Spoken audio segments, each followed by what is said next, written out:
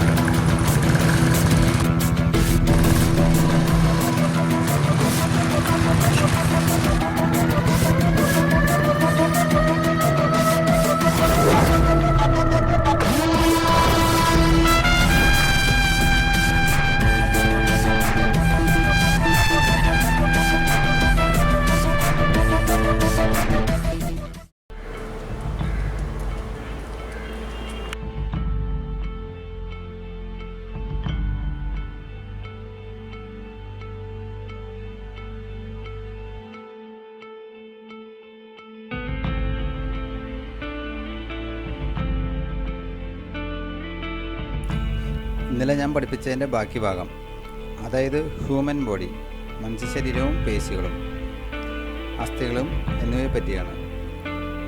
മനുഷ്യ ശരീരം നിർമ്മിതമായിട്ടുള്ളത് അസ്ഥികളും പേശികളും ഉൾപ്പെട്ടുകൊണ്ട് ഉള്ളതാണെന്ന് എല്ലാവർക്കും അറിയാലോ.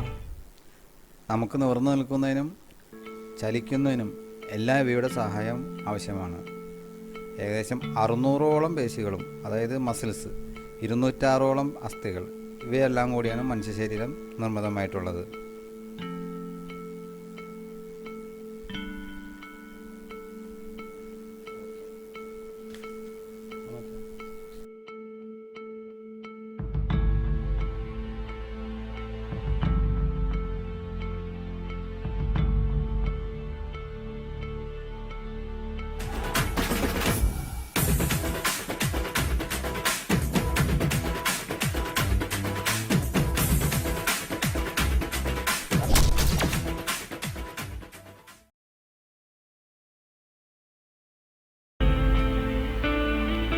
ആ, ഇന്ന് നീ വൈകിയാണ്ട വന്നേക്കണേ, എന്തു പറ്റി?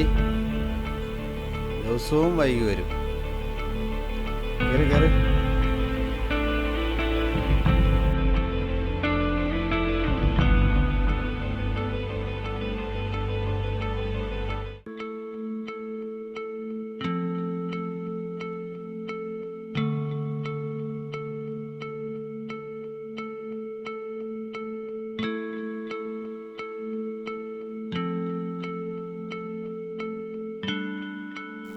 അപ്പോൾ ഇതുവരെ പഠിപ്പിച്ച ഭാഗങ്ങളെല്ലാം ക്ലിയർ ആയല്ലോ.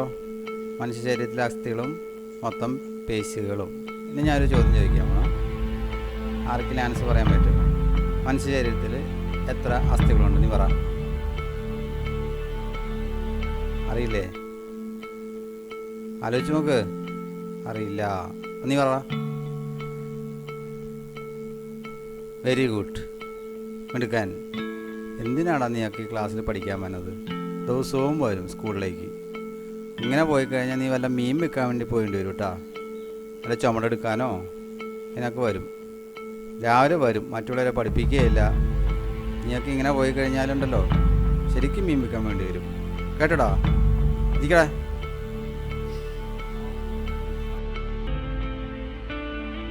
സാറേ, ഇവിടെ കിടന്നൊരു 50 രൂപ കിട്ടിയിട്ടുണ്ട്. ആരെയെന്നറിയില്ല.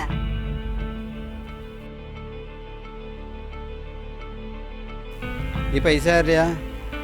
ആരെങ്കിലും ആണോ? അൻവറിൻ്റെ ആണോ? എവിടെ നിന്നായി പൈസ? പൈസ സ്കൂളിൽ നിന്ന് കൊണ്ടുവരാൻ പാടില്ല, നിനക്കറിയാലോ. ദിവസവും പൈസയായിട്ട് വരും. ഇത് എവിടെ നിന്ന് മോഷ്ടിക്കുന്നുണ്ടോടാ? സത്യം പറയാതെ എവിടെ നിന്നാണ് നിങ്ങൾക്ക് കിട്ടിയത്? വീട്ടിൽ നിന്ന് കട്ടെടുത്താണോ? പറ. ഒരു ആൻസറും ഇല്ല. മോഷണം അല്ലേ? ഇതെൻ്റെ കയ്യിലിരിക്കട്ടെ. തരണോ വേണ്ടതെന്ന് ഞാൻ ആലോചിക്കട്ടെ കേട്ടോ.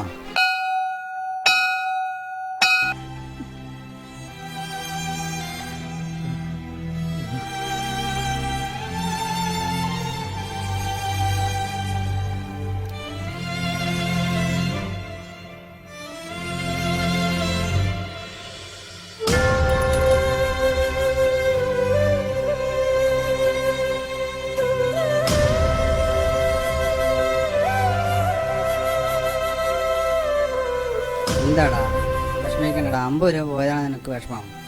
പോട്ടടാ അതൊക്കെ സാരമില്ലടാ.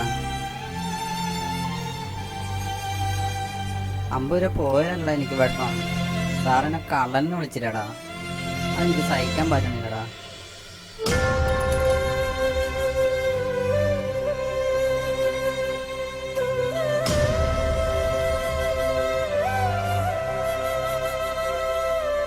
നിന്റെ ഉമ്മയ്ക്ക് അസുഖം കുറവുണ്ടോ? കുറവുണ്ട്. ദിവസം 50 രൂപയുടെ മരുന്ന് വേണം. പോട്ടെടാ, വൈകിട്ട് കടയിൽ പോകാനുള്ളതാ.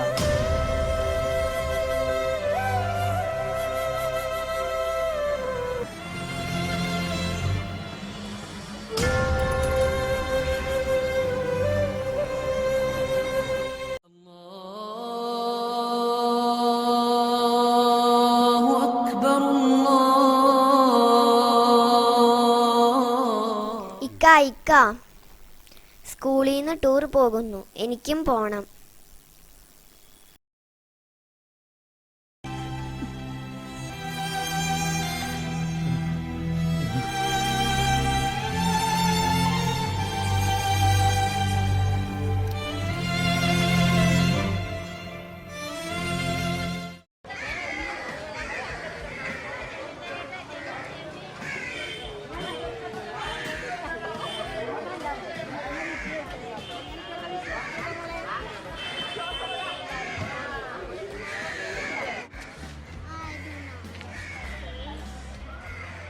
ഈ മീൻ 1 കിലോ.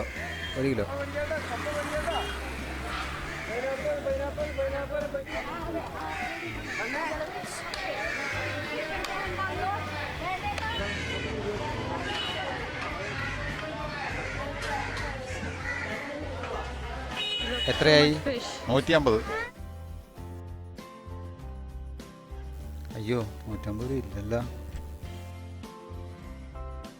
ഹലോ, ഇത് ഒരു ഉപകാരം ചെയ്യോ? 100 രൂപയ്ക്ക് ആക്കി തരാമോ? 100 രൂപയ്ക്ക് മതി. നുറുക്കിയവൻ തിരിച്ചെടുക്കാറില്ല. തിരിച്ചെടുക്കൂലെന്നല്ല പറഞ്ഞത്. പൈസ ഇല്ലെങ്കിൽ നേരത്തെ പറയണ്ടേ? ഇത് അയ്യോ, എൻ്റെ സാറാണല്ലോ ഇത്. എന്തൊക്കെ പ്രശ്നം? പൈസ ഒന്നും പ്രശ്നമല്ല, ഇത് എൻ്റെ സാറാണ്. മീൻ കൊടുത്തേക്ക്.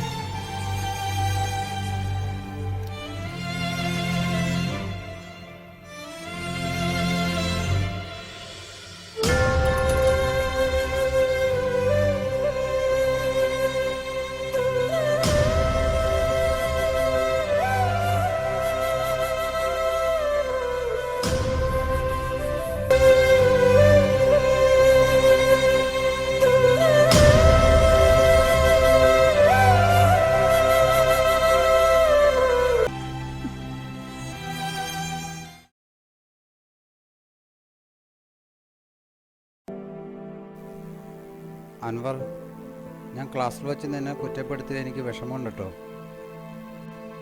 അത് സാരമില്ല സാർ. നിനക്കറിയോ, കഴിഞ്ഞ ദിവസം ഞാൻ മീൻ വാങ്ങാൻ കടയിൽ വന്നിരുന്നു. കയ്യിൽ പൈസയും തികഞ്ഞില്ലായിരുന്നു. ആ, മനസ്സിലായി സാർ. നീ അവിടെ ഇല്ലായിരുന്നെങ്കിൽ ഞാൻ ആകെ നാണം കെട്ടേനെ. നിനക്കെന്താ കടയിൽ കാര്യം? ക്ലാസ് കഴിഞ്ഞ് വൈകിട്ട് മീനെടുത്ത് കൊടുക്കാൻ പോകും. ദിവസവും 200 രൂപ കിട്ടും. ഓ, ആ കാശാണോ അന്ന് ക്ലാസ്സിൽ വെച്ച് അൻവറിന് നഷ്ടപ്പെട്ടല്ലേ? അതെ സാർ.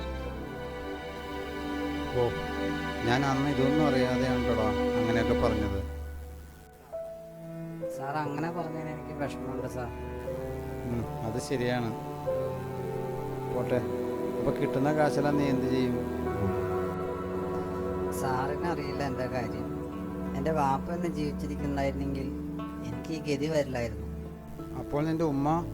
എൻ്റെ ഉമ്മ അസുഖം പിടിപെട്ട് കിടപ്പിലാണ്. പെങ്ങൾക്കാണെങ്കിൽ പഠിക്കാനും പോകണം, അവൾക്ക് ഫീസും കൊടുക്കണം. ഉമ്മയ്ക്കാണെങ്കിൽ ഒരു ദിവസം 50 രൂപയുടെ മരുന്നെങ്കിലും വേണം. രാവിലെ ഞാൻ പത്രം ഇട്ടും വൈകിട്ട് മീൻ വെറ്റും കിട്ടുന്ന കാശ് കൊണ്ടാണ് സാറേ ഞങ്ങളൊക്കെ കഴിയുന്നത്.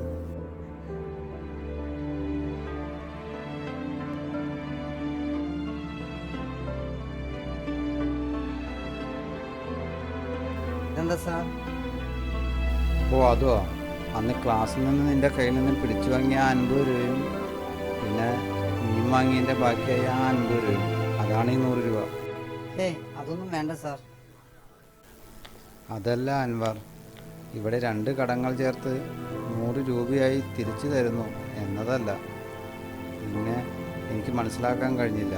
കള്ളനെന്നും മീൻ വിൽക്കാൻ പോകേണ്ടി വരുന്നും എല്ലാം പറഞ്ഞ് നിന്നെ ഞാൻ പരിഹസിച്ചു, അതും നിൻ്റെ കൂട്ടുകാരുടെ മുന്നിൽ വെച്ച്. വളരെ കഷ്ടം. എനിക്കും മറ്റു കുട്ടികളെ പോലെ നന്നായി പഠിച്ച് മിടുക്കണമാവണം എന്നുള്ള ആഗ്രഹങ്ങൾ ഇല്ലാഞ്ഞിട്ടല്ല സാർ, ഒന്നിനും പറ്റണില്ല. സാഹചര്യങ്ങളെല്ലാം അങ്ങനെയായിപ്പോയി സാർ. സാറിൻ്റെ കൊച്ചാണെങ്കിൽ വരുന്നതും പോകുന്നതുമെല്ലാം ഞാൻ നോക്കി നിൽക്കാറുണ്ട്. അവൻ്റെ കാര്യങ്ങളിൽ എല്ലാ കാര്യത്തിനും സാറുണ്ടല്ലോ. എന്നെപ്പോലെയുള്ളവന് ഇതെല്ലാം വേറൊരു സ്വപ്നം മാത്രമാണ്. തുറന്ന് നന്നായിട്ട് പഠിക്കാൻ ശ്രമിക്കുക.